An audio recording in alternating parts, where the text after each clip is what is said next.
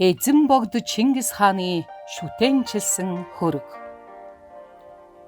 Чингис хаан гэдэг Монгол тэр чигээрээ юм билээ.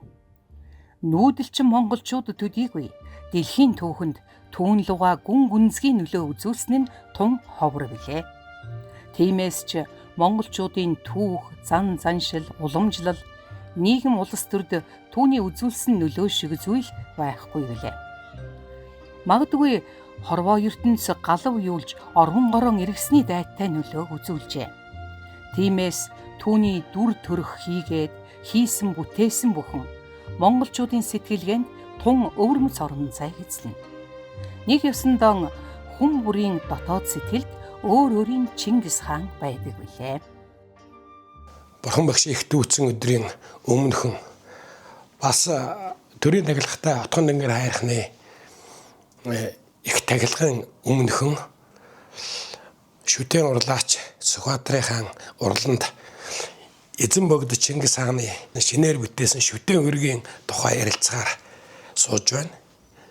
За эхлээд ингээд Сүхбаатар энэ Бурханы шүтэн урлаачийн замналыг одоо хаанаас эзээхлүүлсэн тухай товчгоо өөрөө нэг танилцуулахгүй юу? Би 2006 онд Монголын Бурханы шашны урлагын ухааны дээд сургуулийг дүүргэсэн. Тэгээд 2000 онд Монгол улсын урлагийн гавьяа зүтгэлтэн Бурханчлам одоо хэргийн тухайд алдрыг нөгөөлөхөд Бүрбат багшийнхаа байгуулсан урлагын ухааны дээд сургуульд элсэн орж суралцаад тэгээ 2006 онд дүүргэсэн юм аа. Тэгээд миний нагац талд бол өвөө маань Бурхан урлаач Далайн өнгийн хошууны уран ламж гэдэг хүн байлаа. Тэгээ энэ сургуульд одоо ямар одоо буян заяа ерөөлөөр явсан бүүн бид одоо хүүхэд байсан 15 настай хүүхэд багшийнхаа хажууд ирээд ингэж суралцаж Бурхан урлалын одоо ийм мэргэжлээр төгссөн хүн байгаамаа. Хөрөг урлаачийн хувьд уг шүтэн зурган дээр Монгол зураг болон Бурханы шүтэн урлалын аргаар голчлон зурж баатарлаг хэв төрөх сүрлэг хэв маягийг бий болгожээ. Монголын түүхэн болоод Бурханы шашны урлагийн уламжлалын хослолыг өнөөгийн техникийн дэвшилтэд хослуулан энэхүү шүтэн зургийг урлжээ. Орчин цагийн энэ Бурханы шашны урлал бол яалтчгүй одоо манай язгуурын багш Бурханчлам багшийн маань одоо гавьяа зүтгэлээр босч ирсэн ийм зүйл байгаа. Тэгэхээр 70 гаруй жил тасарсан байсан Монголын урлагийг бол энэ богинохон хугацаанд бол асар их хүч хөдөлмөр, авиас бэлэг, хичээл зүтгэлийн үрээр өдөө зэрэгтэй сайхан гэж олон түмэндээ сайхан гэж бүтээж залгуулж ингэж залуу үедээ гэж өвлөж өгсөн хүн бол манай Бүрбат багш маань байгаамаа. Тэгээ ер нь бол багш маань амьд ахуйда олон сайхан бүтээлүүдийг тойрвож байсных нь нэг нь бол одоо энэ төрийн ордонд залаатай байдаг одоо Чингис хааны шүтэн хөрөг юм байна. Тэгээ энэ шүтэн хөргийг бол одоо багш маань маш олон төрлийн судалгаа, түүхэн судалгаа, урлаг тэгээд дорн дахны одоо шүтэн зургийн бэлэгдэл зүй олон талаас нь бүр судалж ингэж энэ одоо Чингис хаан одоо анхныхан Чингис хаан одоо бүтэх үүсрийг тавьж тэр үед одоо би багшийнхаа хажууд яг л одоо Бурханы урлалд сураад ингэ явж исэн л хөвгтөлтэй. Чингис хааны дүрийг зурганд мөнхлөн үлдээсэн олон дүр төрх өнөө биднийг хүрчээ. Хамгийн эртний болоод үнэнд хамгийн ойр дүр төрх нь Чингис хааны энэхүү иш хөрөг бөгөөд Манжин хааны ордны Ноншун харшид байгаад одоо Тайваны үндэсний музейд хадгалагдаж байгаа зураг юм. За ер нь бол бид нар нэг зүйлийг харахад энэ Чингис хааны нягуур тийм ээ нүүрийг бол тухайн үед бол тэгж ярьж ирсэн гэж байгаа. Тайваны Чингис хаан байдаг шүү дээ. Тайваны үндэсний Чингис хааны иш хөргийн одоо тэр нүүр харц тэр харизм тэр байдлыг бол алдагдуулгүй хийгэрэй гэж загсан байдаг юм билээ. Тэгэхээр Ер нь бол яг Чингис хааны нүүр бол яг 50-ны иш хөргийн одоо дүртэй. Тэр бол ингээд нэг 45 градус нэг жоохон юутай шүү дээ, тийм ээ. Энэ бол яг их зурдаас харсан байдал нь бол энэ. За тэгээ ер нь олон бэлэгдлүүд оруулсан байгаа дэр энэ алтан хурд оруулсан байна. Алтан хурд оруулсных нь учир нь юу гэхээр ер нь бол хаан төрийг бол номоор тэтгэсэн юм аа. Номын хурдтай. Тэгээд энэ хаадуудыг бол зис хурдэд хаан, төмөр хурдэд хаан гэж ингэж биелэгдэж ингэж хүч чадал тухайн үеийн нөлөөлөл юугаар нь эрдэм чадал ангилт юм байна. Тэгээ алтан хурдэд хаан гэдэг бол дөрвөн твийг иргэшээсэн тийм том хааныг хэлдэг юм байна. Тэгээ энэ баруун гарын моторлого нь одоо ийм амгалан гөгчийн моторлоготой байгаа нь болохоор юу юм гэхээр хүндрэлтөнд ялангуяа монголчуудад тийм ээ. Тэгээд дэлхийн бүх улсад одоо амар амгаланг өгөхийн тулд өөрийнхөө нөлөөлөл амьдралынхаа замнал бүх зүйлийг зориулж явсан ийм учраас ийм амгалан гөгчийн моторлоготойгоор ингэж бүтээсэн гэсэн ийм санаануудыг ингэж суулгаж шигтгэж өгсөн байдгийг. Шүтэн урлал гэдэг нь олон зан үйл уламжлал дээр тулгуурлан олон мянганы туршид хөгжсөн дэгж аягийн дагуу бурхан шүтэн урлах бүтээх үйл явц юм. Хөрөг бүтээгчийн хувьд энэхүү дэгж аяг дээр үндэслэн түүхийн үнэн бодит байдал дээр тулгуурлан эзэн богдынхон шүтэнчилсэн хөргийг бүтээсэн хэрэг. Арга барил тэгээд орчин үеийн бас технологийн шийдлүүд энэ төр хослуулж гарсан байх те. Манай бурхан зургийн аргачлал бол дэвсгэрээ давуугаа бэлтгэхээс эхлээд бүх зүйл яг гар ажиллагаагаар явдаг. За дэвсгэрээ цардна, хар зураг ирсэн өнгө бэлэн болсон байх хэвээр. Дээрээс нь өнгө тоон тэр нюанс тийм ээ. Бүх зүйлийг тохируул тавина. Дээрээс нь зураас, дагнаас, шаглаас гэдэг ингээд нарийн ажиллагаанууд олон давтамжтайгаар ингэж явж иж иймэрхүү хэмжээндээ ирдгэлдээ бэлэгдэл зүй гэж их том юм байна. Одоо Чингис хааныг багш маань яаж анх ингэж бодож гаргаж ирсэн бэ гэхээр яг төгс одоо хүн төрлөختөн донд одоо амьдарч байсан хүн юм а гэдгийг одоо илэрхийлэх үүднээс бол дөрвөн махбодыг ингэж суйрлаж оруулсан байдгийг. Энэ бол шороо махбод, усан махбод, гал махбод, хий махбод гэсэн юм дөрвөн махбодон дөр ингэ суйрлсан. Хүн төрлөختөнд өгсөн агуу их тэр хүч чадал, эрдэм үйлс ирээдүйд дагаж явах ёстой тэр алтан сайхан сургаалууд тэр болгоныг үндэслэж энэ хүн бол одоо монголчуудын одоо шүтэн биеэрээ үлгэрлэн дуурайж үзүүлсэн үнэхээр бас бодисодвагийн явдлаар явсан ийм агуу дээд төрлөخت юм байна гэдэг утгаар нь Тэнгэрийн хэвийн хувцас гэж одоо энэ биеийн дэх хувцас нь бол одоо Тэнгэр хүмүүний одоо биендээ сойрхдаг хувцас л да. Тэгээд энэ өмссөн байгаа энэ дээл бол монголчууд бол цагаан өнгөний бэлэгдэлтэй. Хаан төрийн ёсонд бол цагаан дээлийг сойрхдаг байсан. Ийм уламжлал олон зууны туршид Монголд хөгжсөнийг бурхны болоод шүтэн танка зургнуудаас тодорхой харж болно. Тэгэхээр Чингис хааны бэлэг сургаал дотор морин дил дээр явж улсыг одоо дайтах бол амар хаан. Мориноос буугаад төр улсаа төхнүүлэх бол их хэцүү гэдгийг хойч үедээ сургасан байдаг. Тэгээд байгуулах төрд баатар мэрэгд хэрэгтэй. Байгуулсан төрд багш мэрэгд хэрэгтэй гэж ингэж захиж үлдээсэн байдаг. Энэ бүгдээс харахад ингээд энэ 100 гарын тэгш моторлохууд дээр номын хүрднийг эрхэмлэн залсан явдал бол хааны юм их бэлэг оюуныг тийм ээ харж байна. За тэр таны түрүүний ярьсан тэр баруун гарын моторлогоо бол амгалан гөхгүй моторлогоо гэж байна тийм ээ.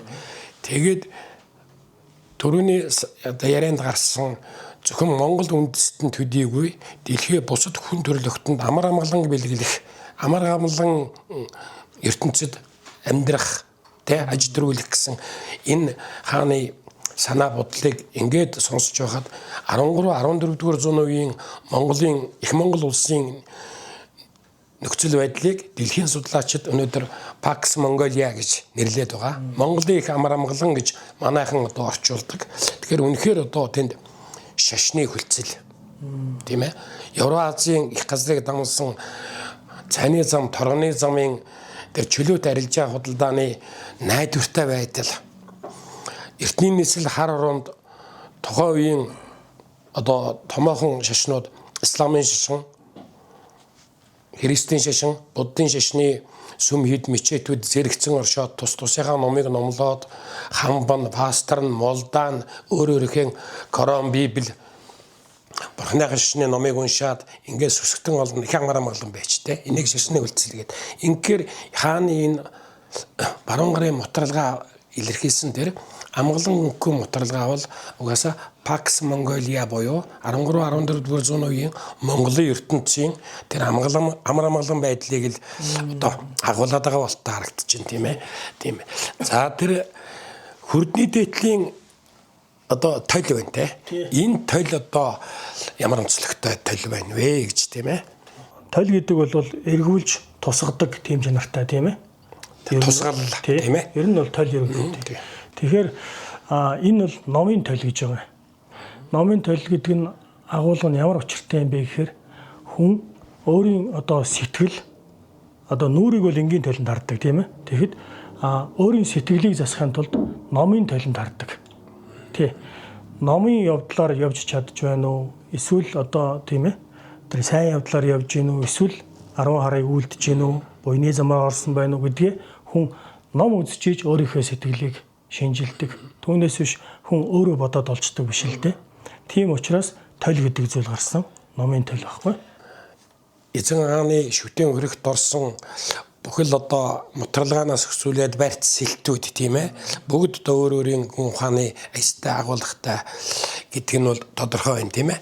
За энэ хааны хоёр талд байгаа их цагаан сүлд, хар сүлдний доотлын тэр суур.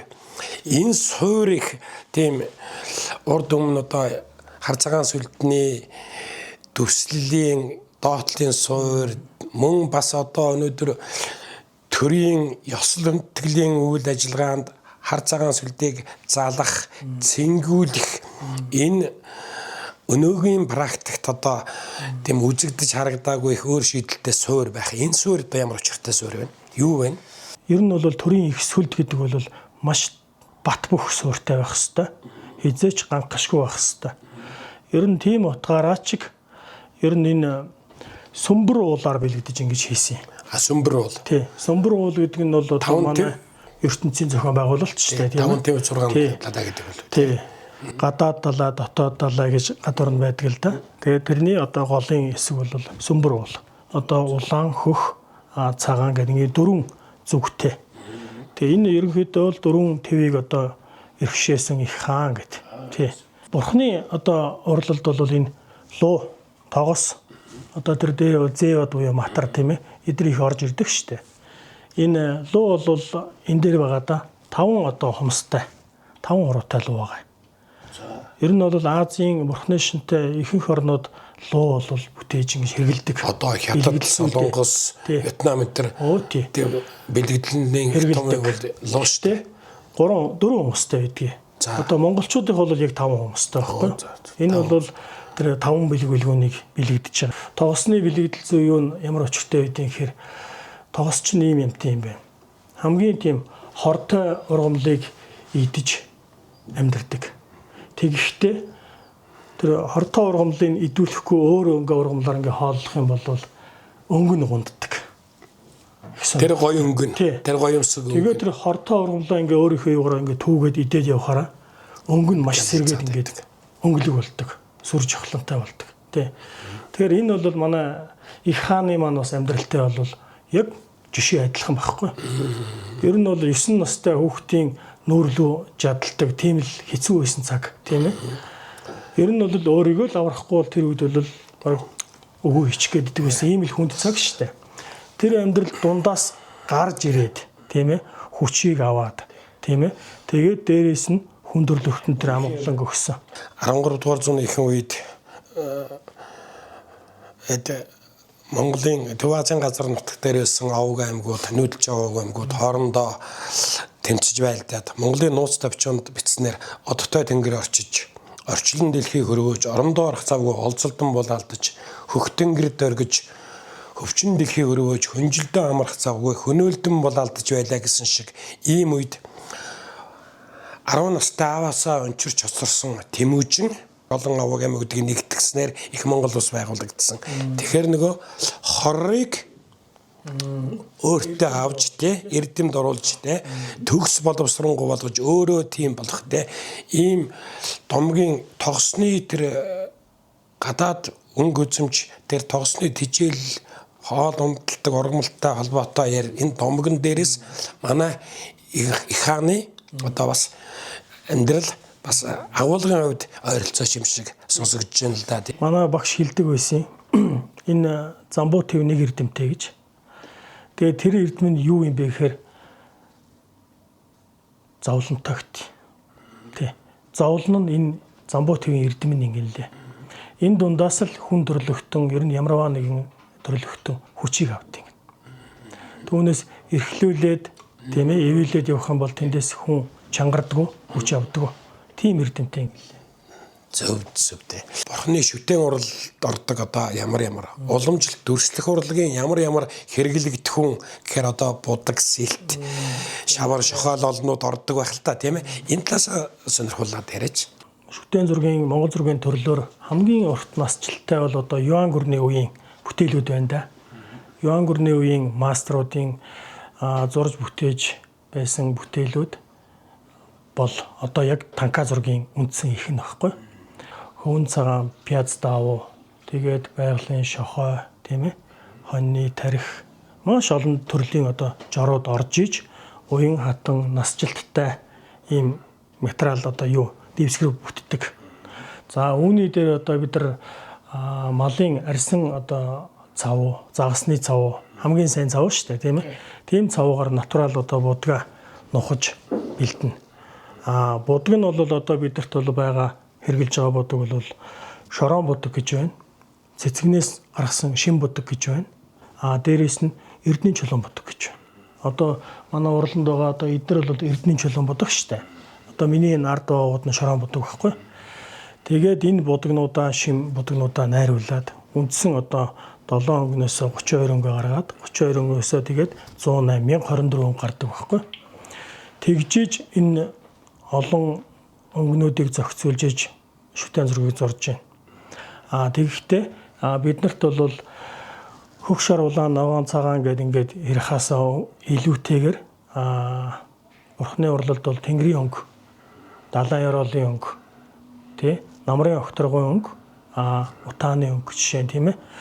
За амьд улаан өнгө жишээ нь ингээл ерөөсө бүгдийн ийм ёгтнэр зөөрлөлөөр ингэж ашиглаж хилдэг нь хүний яг Монгол хүний ой тойнд сэтгэл дотроос яг ундарч тэр өнгөийг л гаргадаг. Тийм учраас андуурагдахгүй л дээ. Намрын огторгой өнгөийг бол Монгол хүний сэтгэл дотор байгаа шүү дээ, тийм ээ. Тийм учраас тэр өнгөийг л гаргаж тавьдаг. Дулаахан өнгө, хүүтэн өнгө. Тэгэхдээ ер нь бидний сурж байхад багшийн маань одоо хэлж ийсэн, сургаж ийсэн зүйлсүүд юу вэ гэхээр Бурхны одоо өнгө бол өнгөлөг байх хэвээр. Өнгө бол өнгө байх хэвээр. Хөнгөн, зөөлөн, чиглэг, нойтон, амьд гэсэн үндсэн чанаруудыг бол агуулсан байх хэвээр гэж ингэж сургасан.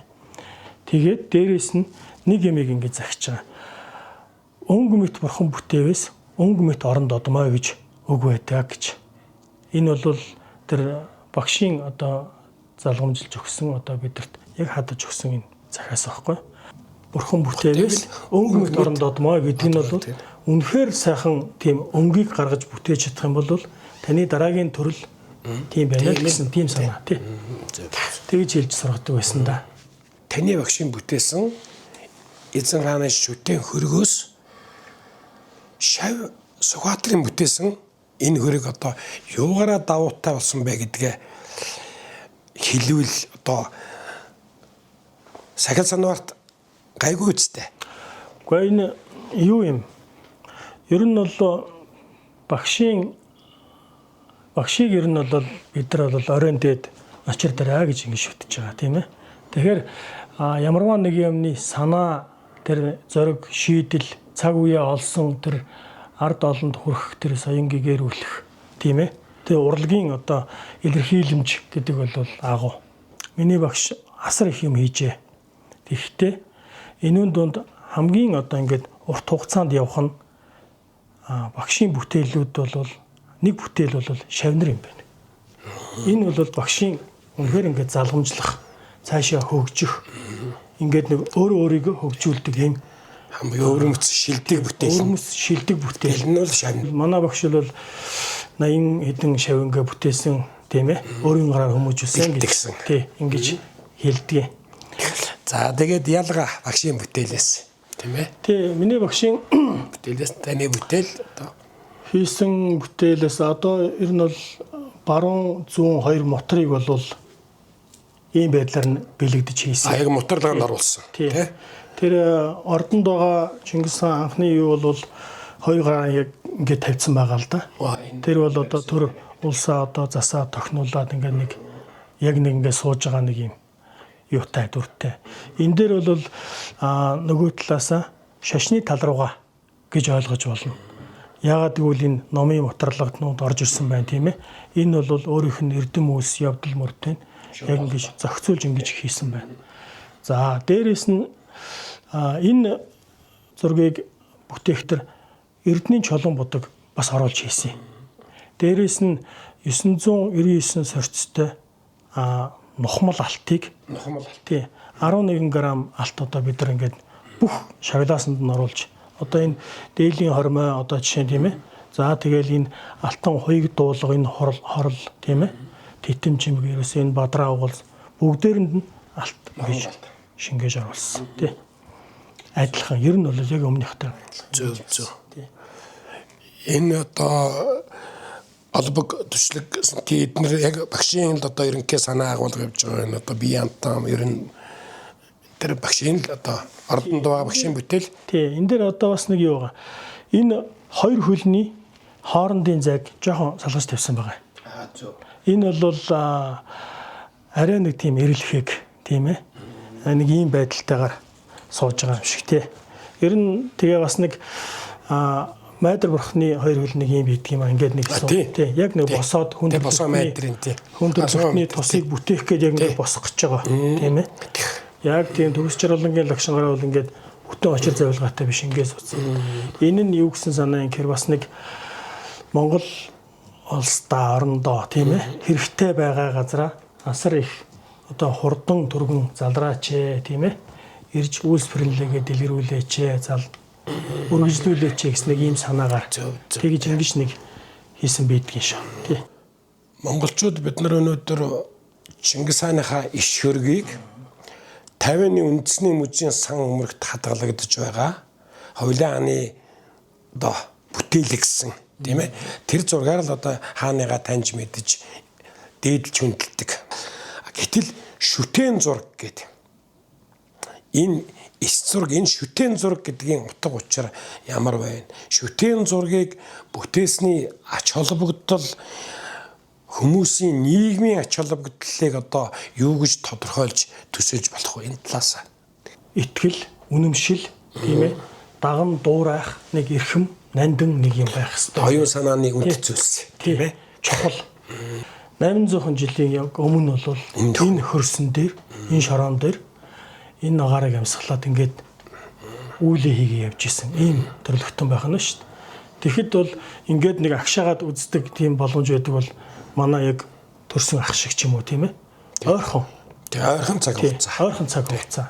Хүнд өгөхийнсэн тэр нэг амгалан тийм ээ инк амгалан өгөхийнсэн гэсэн тэр хүсэл зорилгын тэр түүчээ тэр явсан ирч энерги одоо бол монголчуудад бол алдраагүй байгаа л гэж итгэдэг. Одоо монгол ирчүүдийн зүрхэнд бол Чингис хааны тэр зориг тийм ээ тэр хүнийг хураагийг сэтгэлийн хураа тийм ээ за тэгээд нэг алд бие минь алжаавал алжаа тийм ээ тэр болгон бол зүрхний мохорт нь бол байгаа.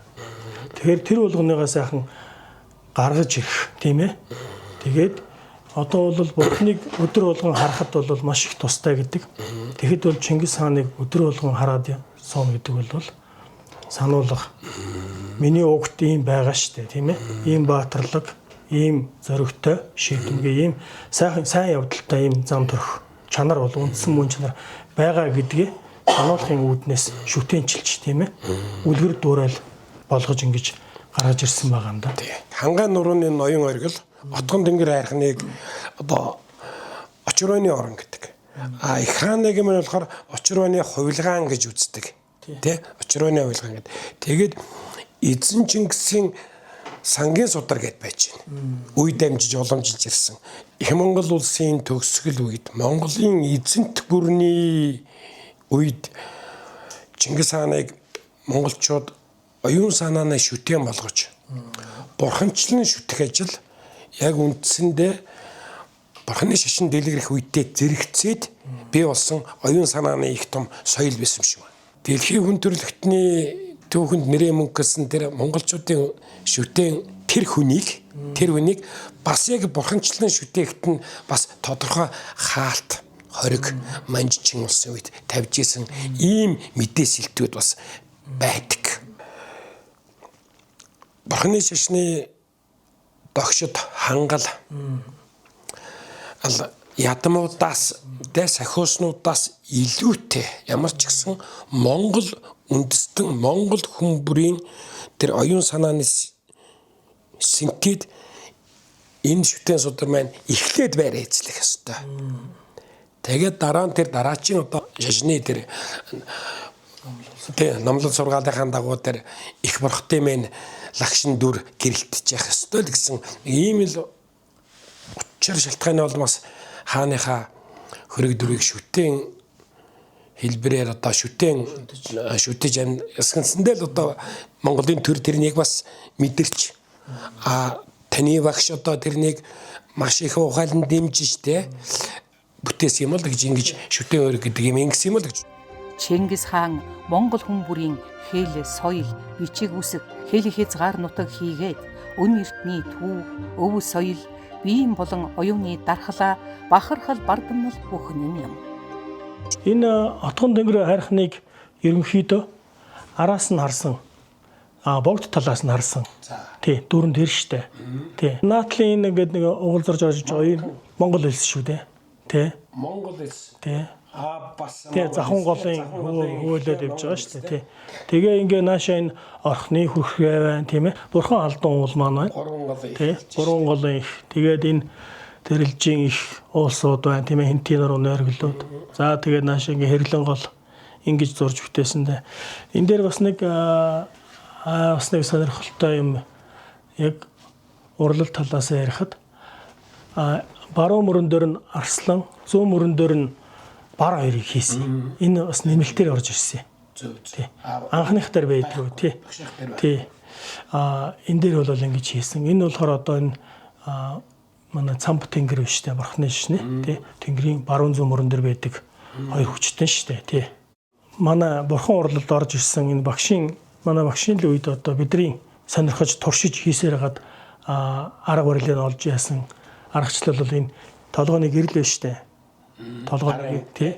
Энэ гэрэлний цаатал ингээд нэгт харагдаж байгаа тунгалаг. Бадраа уулзна ингээд харагдаж байгаа. Энэ шил шиг юм тунгалаг байхгүй юу?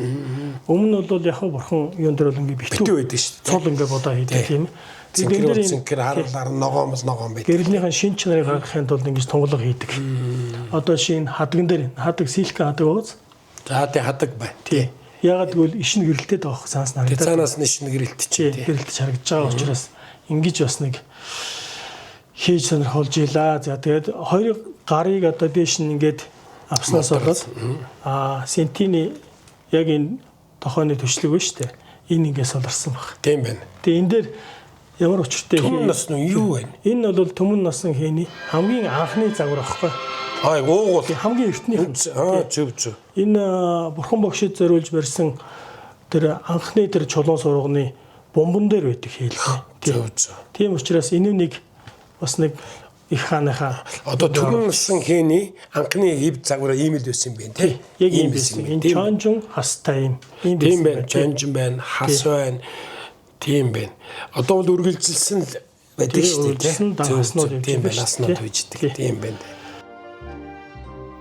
Чингис хаан гэдэг бол эрхэм үзэгч Монгол хүн та өөрөө мөн гэдгийг өглөө бүр санаж сэрж яваарай. Эзэн богд Чингис хааны суу бэлэг үеийн үед монголчууд биднийг ивээх болдуугай.